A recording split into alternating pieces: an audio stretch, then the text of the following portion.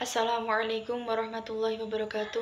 Assalatu wassalamu ala asrafil anbiya'i wal mursalin wa ala alihi wa sahbihi ajma'in amma ba'd. Rabbi shrah li sadri wa yassir li amri wahlul 'uqdatam min lisani yafqahu qawli. Yang terhormat Bapak Dr. Habib Bawafi selaku pimpinan Setit Al-Muslikun Tlogo Kanigoro Blitar. Yang terhormat Bapak Dr. Muhammad Shodiq selaku dosen pengampu mata kuliah pengantar studi Islam. Dan tak lupa kepada teman-teman yang insya Allah dirahmati Allah.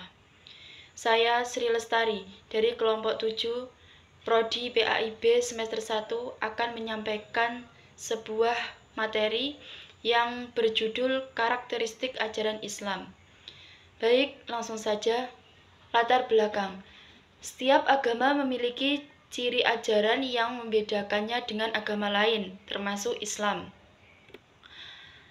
Islam bercirikan pengetahuan Muslim dalam bidang ilmu pengetahuan, kebudayaan, pendidikan, kemasyarakatan, ekonomi, kesehatan, politik, pekerjaan, disiplin ilmu, dan berbagai ilmu khusus. Ciri-ciri tersebut tersebar luas dalam sumber-sumber pengajaran Al-Quran dan Hadis. Selanjutnya pembahasan. A. Islam dan wacana pembaharuan. Pembaharuan adalah upaya untuk menciptakan sesuatu yang baru. Pembaharuan adalah tajdid atau pencerahan dalam bahasa Arab. Pembaharuan di sini bukan berarti bid'ah, ibda, atau ibtida, karena maksud dan tujuannya berbeda dengan bid'ah. Pembaharuan Islam adalah upaya-upaya untuk menyelesaikan paham keislaman dengan perkembangan baru yang ditimbulkan kemajuan ilmu pengetahuan dan teknologi modern. Pembaharuan pemikiran dalam Islam masih menjadi tema diskursus menarik dalam perdebatan publik sampai hari ini. Peradaban Islam yang gemilang kini hanyalah sejarah karena telah dimusnahkan oleh kejahatan penjajah. Jatuhnya Islam dari aspek politik juga diikuti oleh bidang lainnya, seperti halnya ilmu pengetahuan. Ribuan tahun lalu telah terjadi peristiwa besar dalam sejarah Islam, yaitu ribuan buku di suatu sekolah di Baghdad dibakar.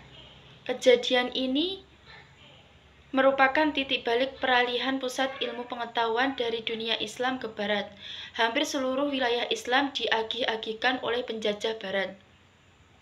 Kejatuhan ini menyentakkan kesadaran umat Islam dari tidur panjang lamunannya. Hal ini menimbulkan berbagai pandangan ataupun pendapat dari beberapa kelompok. Di antara kelompok berpendapat bahwa pembaharuan terjadi setelah adanya pertemuan antara dunia Islam dan Barat di awal abad ke-19.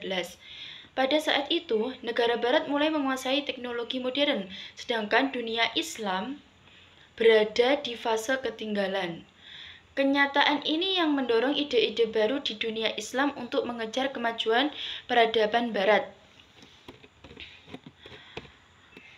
Kemudian B. Islam dan kemanusiaan, manusia, Allah, dan Khalifatullah.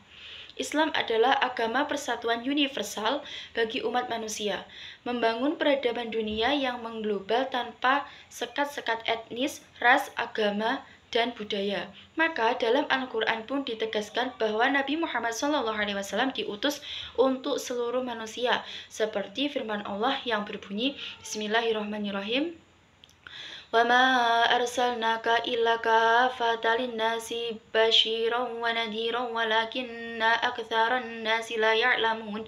Artinya, dan kami tidak mengutus kamu melainkan kepada umat manusia seluruhnya sebagai pembawa berita gembira dan sebagai pemberi peringatan.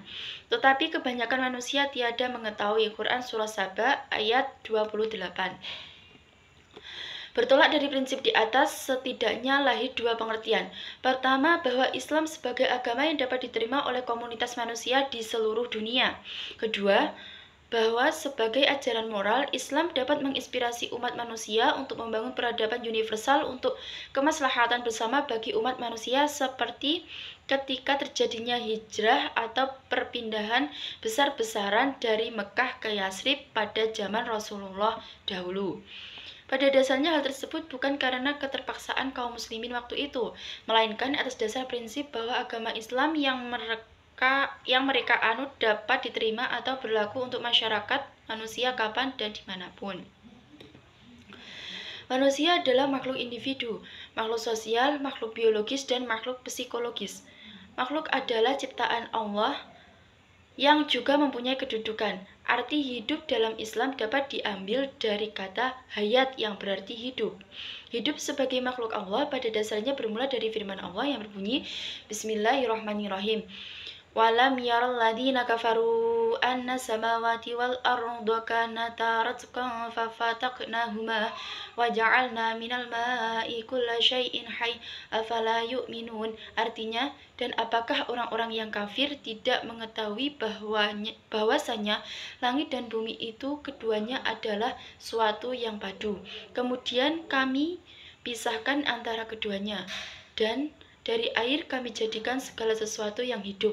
Maka mengapakah mereka tiada juga beriman? Quran Surah Al-Anbiya ayat 30. Merujuk pada Al-Quran, tugas manusia adalah beribadah kepada Allah dalam pengertian umum dan tidak hanya dalam pengertian khusus.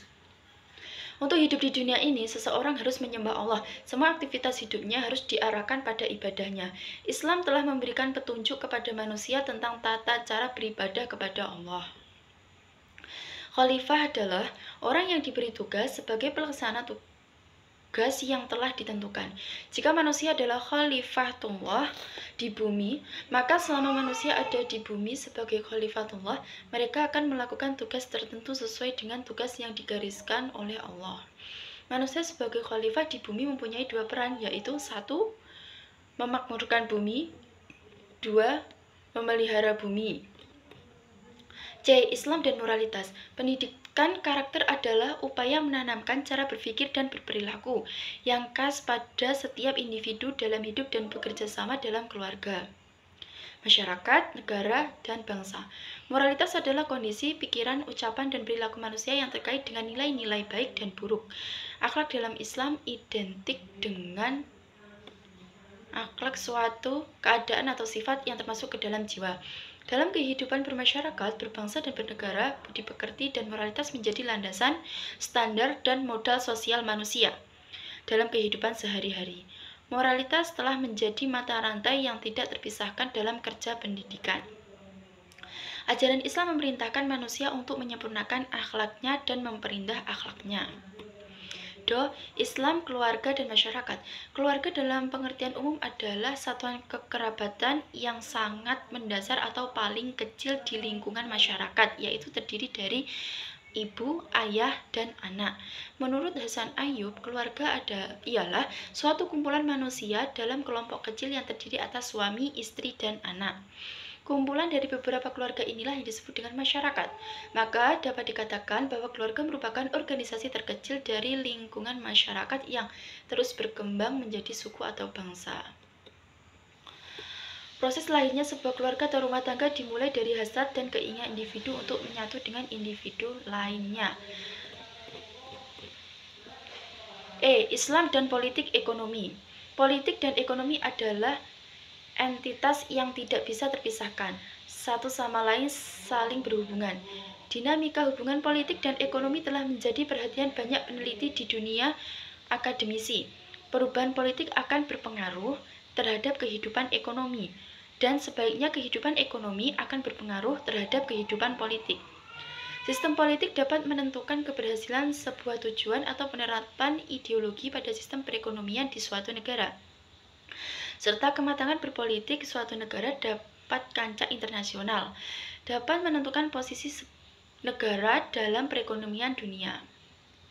Indonesia dikenal sebagai negara yang majemuk dengan multikultural masyarakatnya, mulai dari suku, adat, istilah, bahasa, maupun agama, dengan jumlah penduduk lebih dari 230 juta jiwa.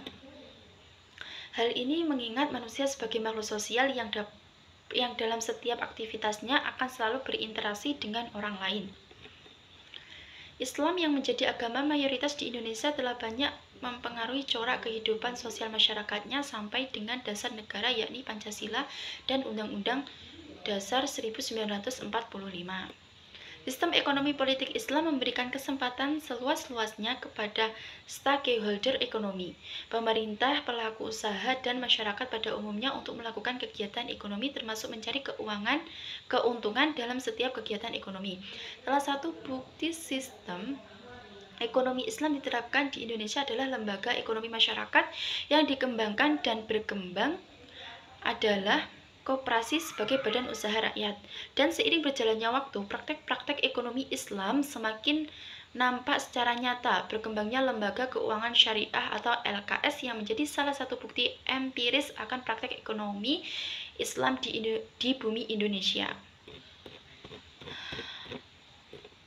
Salah satu karakteristik sistem ekonomi Islam adalah adanya tuntutan untuk lebih mengutamakan aspek hukum dan etika bisnis Islami. Dalam sistem ekonomi Islam terdapat suatu keharusan untuk menerapkan prinsip-prinsip syariah dan etika bisnis yang Islami.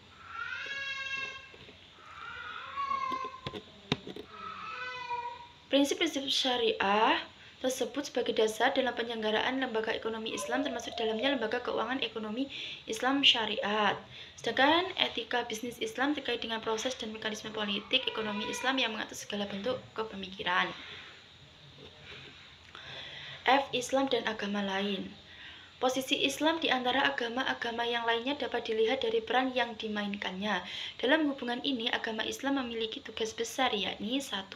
Mendatangkan perdamaian dunia dengan membentuk persaudaraan di antara sekalian agama di dunia. 2. Menghimpun segala kebenaran yang termuat dalam agama yang telah ada sebelumnya.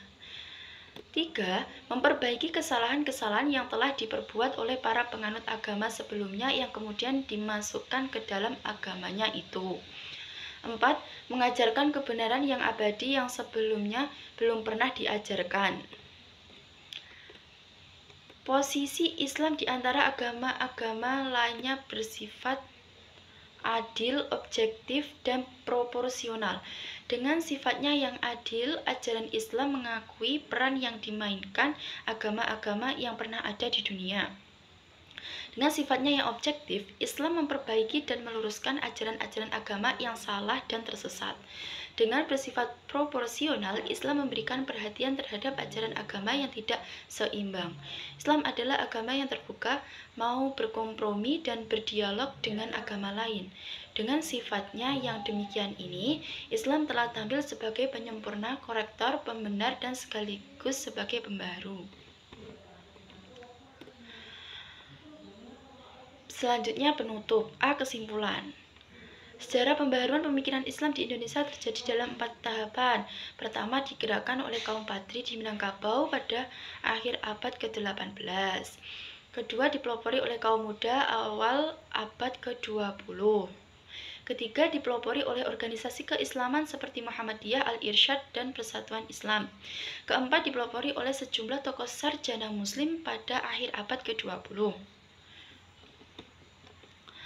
Pada masa ini pembaharuan Islam peralihan dari negeri timur ke negara barat.